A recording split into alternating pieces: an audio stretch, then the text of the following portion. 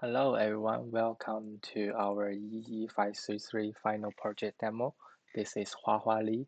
My teammate Yunfei, Boxuan Li, and me are focused on implement a hardware accelerate packet compression with multi-core network processor. And here's our outline. Boxuan, we're gonna talk about the introduction and the architecture. I'm gonna talk about the commercial benefits and the compressor, and Yunfei will talk about our hardware test results and the future plan. So before we start, let me tell you a story. Paul Revere was a well-known war hero in the American Revolution. In 1775, the British Army was approaching Boston. They had two options to attack, by land or by sea. So how could Revere inform the colonial militia on time? He got an idea. So Revere told his friend to hang lanterns on top of the church to signal for him, and they agreed the signal would be one lantern if attacked by land and two if by water. On the night the British embarked on the western shores, two lanterns were hung on top of the church, and word soon spread across the colony that the British just came by water.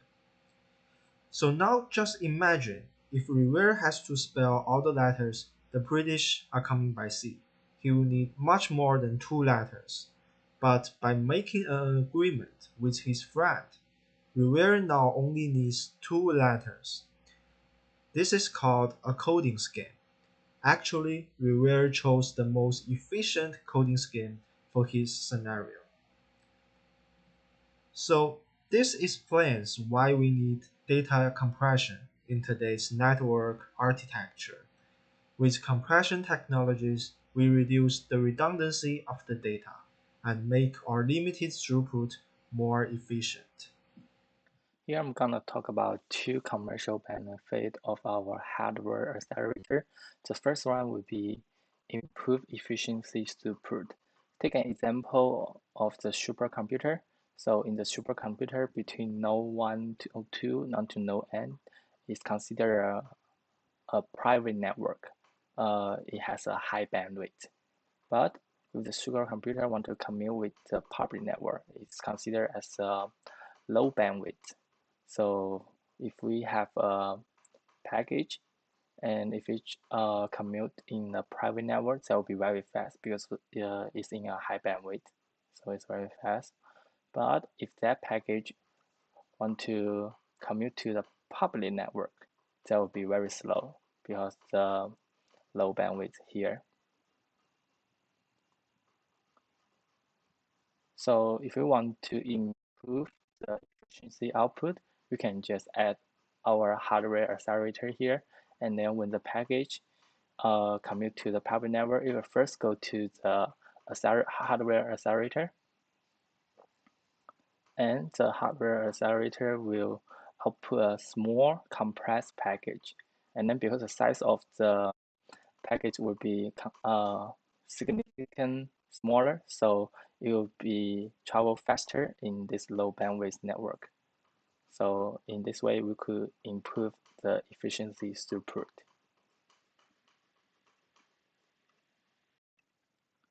The second benefit would be improve the link capacity. Take the army as an example. The army always have a high demand for improve their network performance. And one way to improve the network performance is to increase the link capacity, which means without changing the speed of the link, and we just increase the link capacity, this link should be capable to transfer a larger package.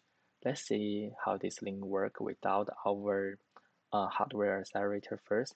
So if we have two large package, this link will transfer the package one by one. So the first large package here, then transfer to the other node. Then second, and transfer to the other node. And if we have our hardware accelerator, and then we have the two same large package, what we can do is just put these two large package into our accelerator. Then our accelerator will output a small package, and the link only need to transfer this small package to the other nodes. So as you can see, we just like transfer two large packages at the same time by our hardware accelerator. Before we look into the details of our compression accelerator, let me first introduce the general architecture. The compression happens on the data layer of the packets, so we use our CPU to handle the packet parsing first. The packet is first stored into the buffer before further processing. We use a state machine to control the data flow between the buffer and the CPU FIFO. Once the packet is stored into the FIFO, the CPU will parse the data and store it into the memory. For communication between the CPU and the accelerator, we use standard AXI4 streaming protocol. For multiple cores, there will be multiple FIFOs, and the controller will distribute the data into each cores in a parallel fashion. Once the data is processed and compressed, it will be assembled into packets and again sent to the outside of the router. Now let's take a deeper look into the input control. So our FIFO is a dual-port block memory integrated into the CPU, and the input control is basically a state machine and very similar to the state machine we have in the IDS design. In the first state, we first wait for the packet head, and in the next state, the FIFO will write from the buffer. In the CPU stage, the FIFO will read to CPU, and in the last state, the accelerator will read from CPU memory. So to boost the performance, we will use multiple accelerator cores. So how do we synchronize between the accelerator cores? So here, for each accelerator core, we'll have a separate FIFO and there will be a controller. We first write until the first FIFO is full, and only when the first FIFO is full, we give a full signal to the controller, and the controller will give a write enable signal to the next FIFO. Only when all FIFOs are filled, the controller will give CPU the ready signal and set it to 0.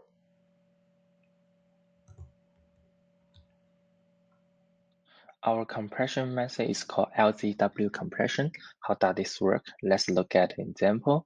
Consider these two cartoon characters are the input data. They are at the starting point, and they want to go to this destination. They go to the convention center to buy the ticket, then they could go to the destination by car. The transportation company will have a system to check if they have a reserve car for these two characters, so these two characters could go to the destination in one car. They check with head equal to the first character, tail equal to the second character, and then the initial current value equal to 1. Since this is the first time these two cartoon characters come here, so there is not a reserve car for them. Then the system will save their information and create a reserve car for them so that they can go to the destination in one car next time. Let's say this reserve car number is 256. At last, the first character go to the destination in one car. The second character go to the destination in another car. So the first time we use two cars to transport these two characters. Next day, besides the first two characters, there is another character who wants to go to the destination as well. So they go to the station to buy the tickets. As we know, this time the system will have the reserve car for the first two characters. And the car number is 256, which will become the new current number. Then the system would want to check if there is a reserved car for all three characters, so they can go to the destination in one car. The answer is no. Then the system would do the saving procedure once again and have the reserve car number 257. Finally, the first two characters could go to the destination in one car, which is number 256. Then the third character will go with another car. So by putting the first two characters in one car, instead of three cars, we use only two cars to transport the three characters. So here we accomplish a compression. Here I'm going to talk about how we get the hash address from the hash function. Remember that we have head, tail, current as the input data, and then let's consider these cartoon characters as the bits in the head, tail, current.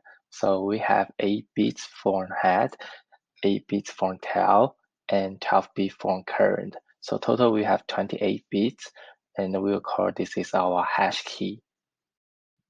In the hash key, every bit will have an ID number. The ID is 12-bit long.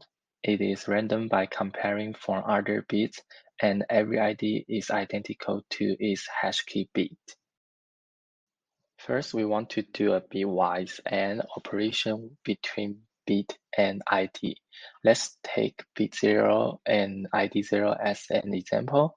So when bit 0 equal to 1, which means this ID will not be changed, so the result 0 will be identical to the ID 0.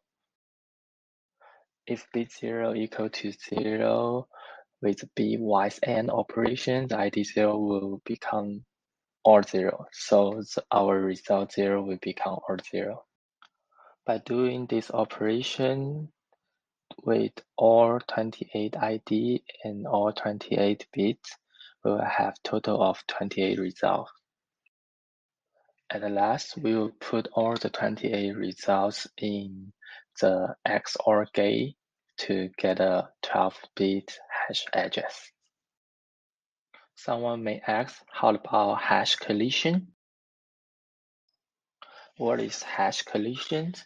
Usually when we have two different input and we put it to a send hash function, we are supposed to get two different 12-bit hash address. However, there will be a small chance we will get two hash address which is same from two different input. That will result in a hash collision. Here is our solution. When we find a table based on the hash address, the table could be in either condition, empty or not empty. If the table is empty, we could just save the data. If the table is not empty, which means there is already data in the table, we could check whether the table data equal to our input data. If the data are equal to each other, we could do the compression. The hash collision happens when the table is not empty and the input data is not equal to the table data. This means that the hash address table have been reserved for other input data.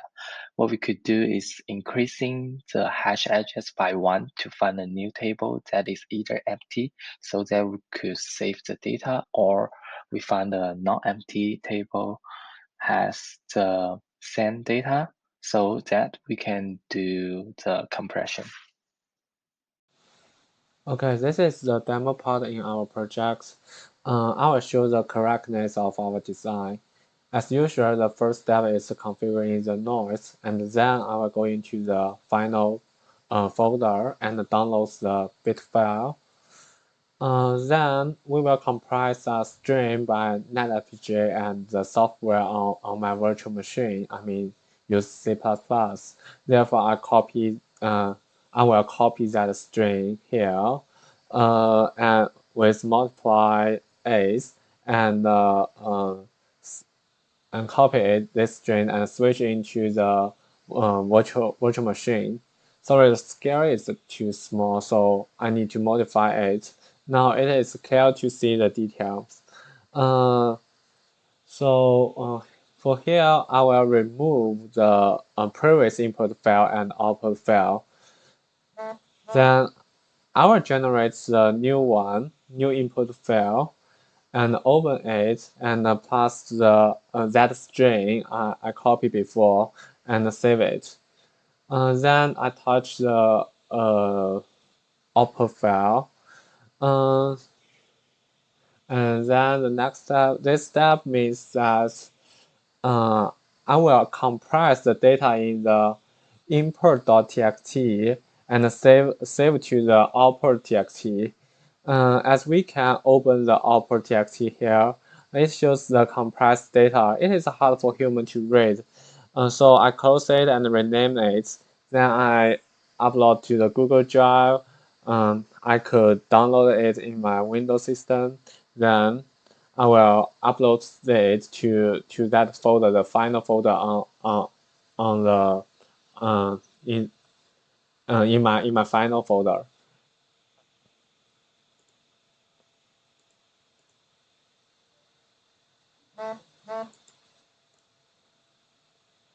Okay.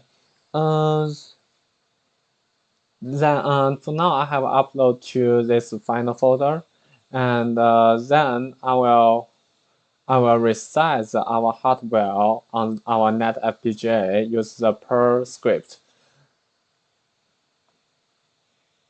Then we will preset the input CPU the instruction memory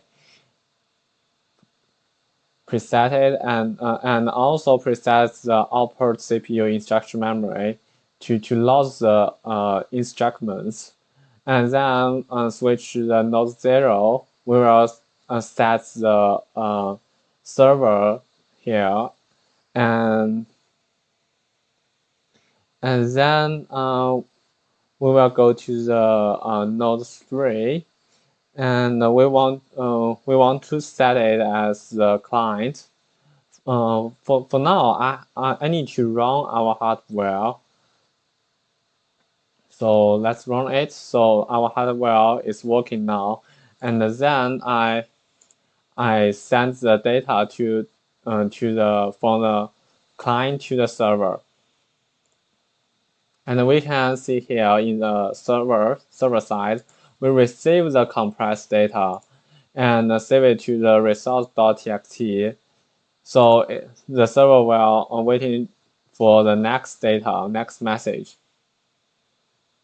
And we will refresh here to we'll refresh here, and we can see how it produces the result.txt, and I will compare it with the result from the software. So we use the diff result.txt with the software.txt, but we get no message. That is good news, which means that these two files are totally same.